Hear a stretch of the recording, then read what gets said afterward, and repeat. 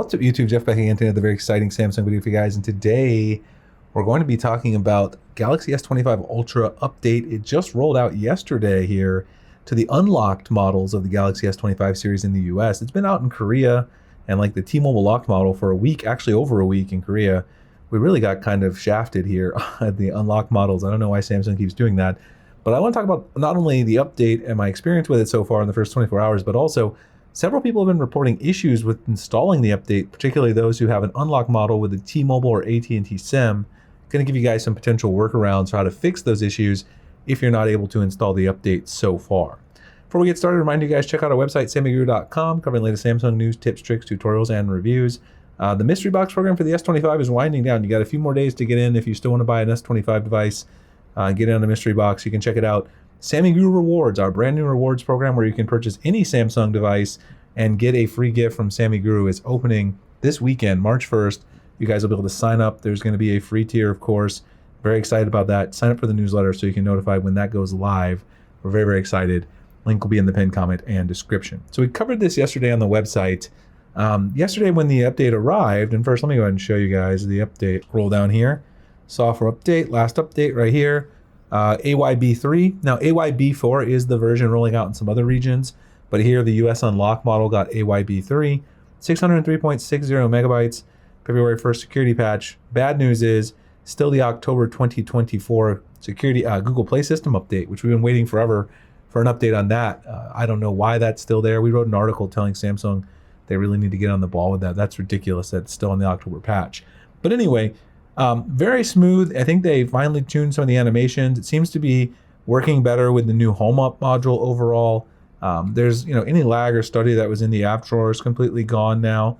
And the battery life seems overall pretty similar to actually before. The battery life was already good, but the update seems to do, a couple of minor tweaks here for animations, smoothness, and of course those are out of the box animations. Now you can tune everything with Home Up and you can make it your own, so it's not really a problem, but it seems to work better with the new Home Up. That's what I'll say about the update in the first 24 hours. Battery life, it's still too early to judge. I don't really see any camera fixes, but most of this update is really security fixes.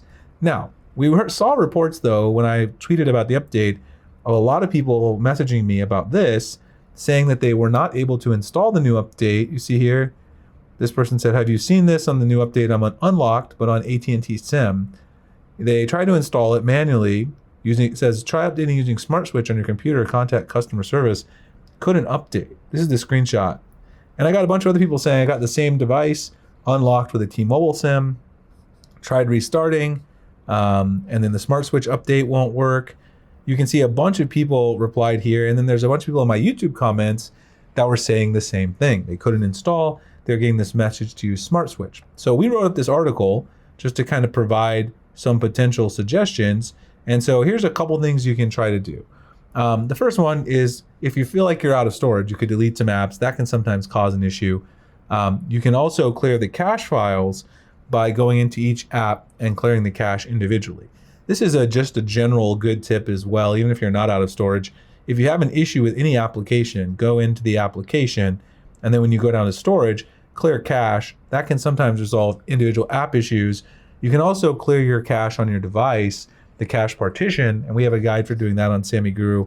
I'll drop it below. It requires restarting the phone, but you could try that as well. Of course, you could reboot it. Lots of people said they tried that and that didn't work, but just a simple, soft restart, reboot as we call it in the business, is sometimes a good way to restart, refresh, and you'll be good to go. You could try closing the settings app. Now, a lot of people said that this worked for them. So, they were here in the settings app trying to download, right? Trying to download. They check for update. They're trying to manually install it. What a lot of people said worked is they just went into the recent apps, and you see there's still a little hiccup there. You guys saw that with Home Up when you go into here. But they said if you just close it out and then go back into settings afresh, they're able to go back here and then, download and install the update, and it worked just fine. So just closing out the settings app and going back in could be something that could work well for you if you're having this problem. Now, the last suggestion is a little more, these last two suggestions are both a little more work. You could use Smart Switch, which Samsung recommended, which requires using your computer, but a lot of people weren't able to get that to work. Another thing you could try is to reset all settings on your S25 device. However, This is really a last resort because even though it doesn't clear your data like a factory data reset, it does wipe out any settings that you've changed. So to do this, you can simply go into reset, just search reset here under general management, and then go to reset all settings. It's down here.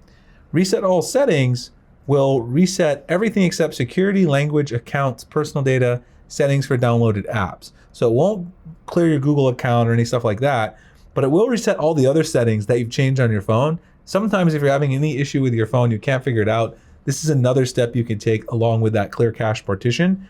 And some people said this was able to resolve their issue as well. So this is kind of a last resort. I definitely wouldn't reset all settings, and I definitely wouldn't do a factory data reset. I reached out to Samsung for comment about this issue, so I'm hopeful they'll respond if none of these things work for you. You guys will have to let me know if you had this issue, if any of these things resolved it. Now, for what it's worth, I'm running an unlocked model with a Verizon SIM. Mine installed the update, the OTA perfectly fine. I also have an S25 base model running on AT&T. It installed the update fine. And I have an S25 Plus running on T-Mobile. It also installed the update fine. My initial thought on this is that it could have something to do with the way that the new seamless updates process, which you guys can see actually, these are some of the apps that were available after the update. The new seamless updates process could be causing this issue for people. You guys see I took some screenshots while I was installing. This is the new seamless updates process right here. Could have some issues with certain carrier profiles, but again, I didn't have any issues on T-Mobile or AT&T myself. Anyway, let me know what you guys think about this. If you had any issues, if any of these things resolved it, if you have other tips for people, put them in the comments. Check out the website, sammyguru.com. Sammy Guru Rewards opening this weekend. Really excited for it. I'll see you guys in the next one. Thanks so much for watching.